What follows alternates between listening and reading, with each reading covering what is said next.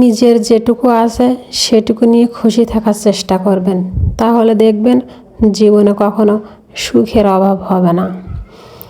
আপনি যেমন তেমনই, কখনো কারোর কাছে নিজেকে প্রমাণ করতে যাবেন না যে আপনি এটা।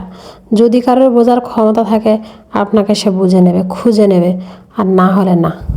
আমার যেটুকু আছে আমি চেষ্টা করি সেটুকুতেই নিজেকে হ্যাপি রাখার, খুশি রাখার। কারণ আমার স্বামীর ইনকাম যেমন, আমার চাহিদাটাও কিন্তু ঠিক তেমনই হওয়া দরকার।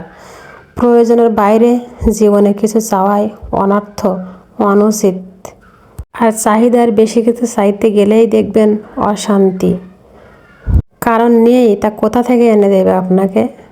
একটা জিনিস মনে রাখবেন, আমি এক জায়গায় আছি, আমার পাশেও আর একজন পাশাপাশি বাস করে। সে আমার থেকে হয়তো অনেক উঁচু লেভেলের মানুষ, হয়তো খুব দামি মানুষ, হয়তো খুব বড় লোক। তার ইচ্ছে আছে, সাধ্য আছে, চাহিদাও আছে। কারণ কি বলেন তো, তার টাকা আছে। এই ইচ্ছে করলে প্রাইভেটেও চড়তে পারে। আর আমি আমার সামর্থ্য অনুযায়ী ধরুন ভ্যানে চড়তে পারি, কিন্তু তার আকাশ ছোঁয়ার স্বপ্ন তো আমাকে ছুঁতে গেলে হবে না, তাই না?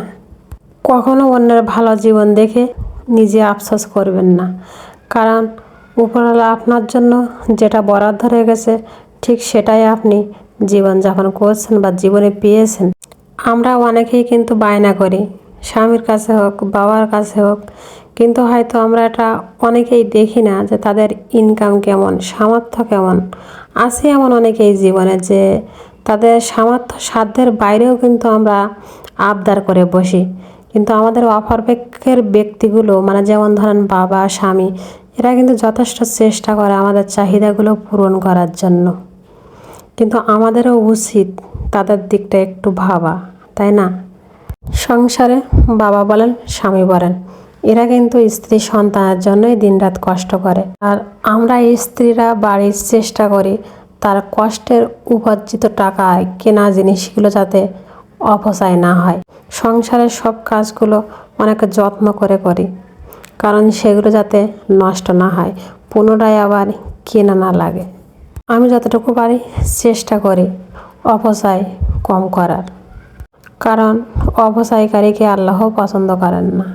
তো যাই হোক, আসলে আমি তো অনেক কথাই বলে ফেললাম, জ্ঞান দিয়ে ফেললাম।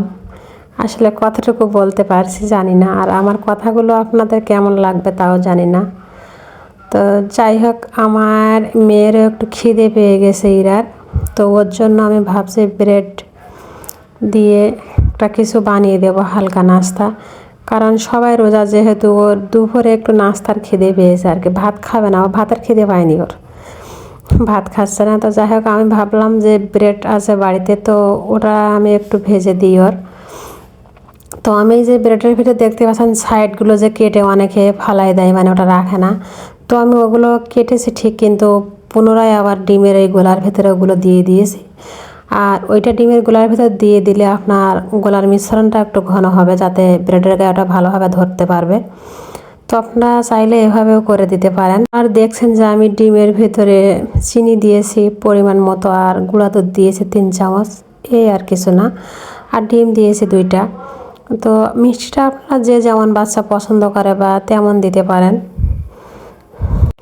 আমার এমনিতে একটু সংসারে কাজ বেশি, কারণ আমার সংসারে মানুষ একটু বেশি। তো সেজন্য রান্নাবান্না বা চাষাবাদ, কাজ কাম, মানে এইগুলো ঘর বাড়িও সামলানো, বাচ্চা কাচ্চা কিছু মেনটেন করতে একটু সময় লেগে যায়।